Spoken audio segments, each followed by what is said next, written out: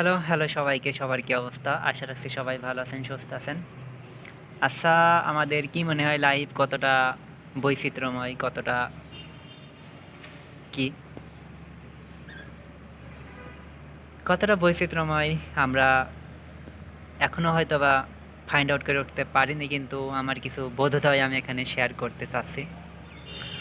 2015 সালে আমি পিএসসি দেই, 2018 সালে জিএসসি। পিএসসির সময় তখন আমার পড়ালেখা নিয়ে খুব একটা মাথা ব্যথা ছিল না, কিন্তু জিএসসির সময় আমার বেশ ভালোই মাথা ব্যথা ছিল, মোটামুটি একটা কিছু করার মতো আর কি। কিন্তু সে মনে আছে আর কি, 2018 সালের 1 নভেম্বর কিংবা 2রা নভেম্বরে আমাদের জিএসসি পরীক্ষা আরম্ভ হয়। তখন পরীক্ষা আসলে খুবই ভীতিজনক একটা বিষয় ছিল। আসলে কিছু না পারলে তো আরও ভয়ঙ্কর অবস্থা। তখন পরীক্ষা দিয়ে খুবই মানে যেগুলো না পারি সেগুলো তো ঘাম বেরোতোই পরীক্ষার সময়, আর যেগুলো পারতামই। সেই জিএসসি পরীক্ষা 2018 সালে, আর এখন 2025 নভেম্বর চলমান, 3রা নভেম্বর আজকে। এখন আমাদের ক্ষেত্রে ওই সময় অতটুকু প্যারা, অতটুকু মেন্টাল স্ট্রেস আমরা নিয়েছিলাম শুধুমাত্র একটা পরীক্ষা নিয়ে।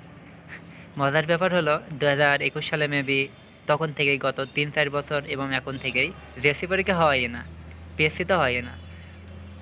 এটা মানে একটা কেমন একটা বিষয় না? আমরা একটা সময় যে বিষয় নিয়ে মানে মনে হতো যে কান্না, কত ছেলেপিলে আবার মারা যেত এইসব বিষয় নিয়ে, আর এখন আমাদের কাছে এটা মেক সেন্সই করে না ভাই, একেবারে।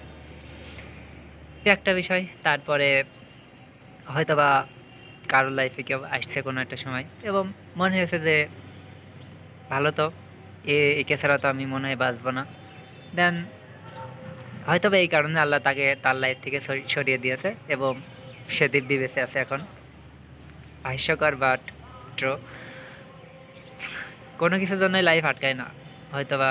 হ্যাঁ, একটা বিষয় দেখেন, আমরা বেশিরভাগ মানুষই পড়ালেখা নিয়ে এখন প্যারা খাই, কিন্তু আপনি 1900 মানে 100-150 বছর পিছনে চলে যান, তখন কি পড়ালেখা নিয়ে এত প্যারা খাইতো মানুষ? তখনকার পেশা কী ছিল? তখনকার পেশা বেশিরভাগই কৃষি রিলেটেড ছিল। কিছু কিছু মানুষ এরকম ব্যবসা করতো, তাছাড়া ম্যাক্সিমামই এই পেশায়। আপনি যদি আরও আগে চলে যান, একটা বিষয় দেখেন, এখন একটা ছেলে বা একটা মানুষ মেন্টালি প্রিপেয়ার্ড বা ফাইন্যান্সিয়ালি স্টেবল হতে তার মেবি 30-এর আশেপাশে সময় লেগে যায়। আর আগে একটা মানুষ মেন্টালি কত তাড়াতাড়ি স্ট্রং হতো জানেন? যদি ভুল না করি, সম্রাট বাবর, না ভুল হচ্ছে, বাবরের সন্তান হুমায়ুন, সম্ভবত সে 13 বছর বয়সে সিংহাসনে বসে, সম্ভবত উনি কিংবা আকবর হতে পারে।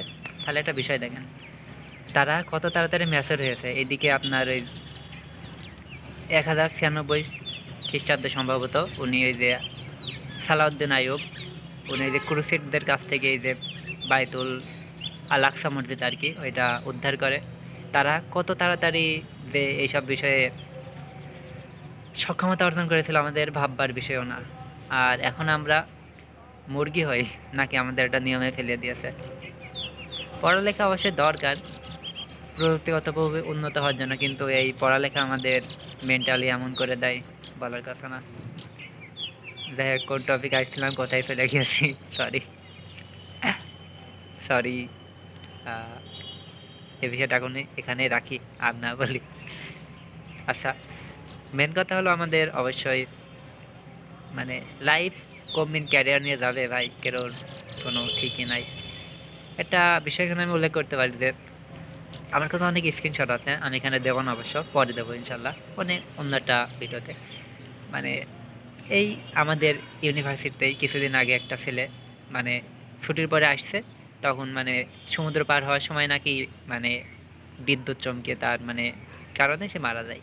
তারপরে কত এই মানে দেখা যায় যে ভালো ইউনিভার্সিটি কিংবা এটা ভালো একটা সিম্পল মানুষ ধরেন, সে যাচ্ছে তার কাজে, রিক্সা দেখে দেখা যাচ্ছে মারা গেল, কোথাও অ্যাক্সিডেন্ট করে মারা গেল, এমনিতেই মারা গেল, সাপে কেটে মারা গেল।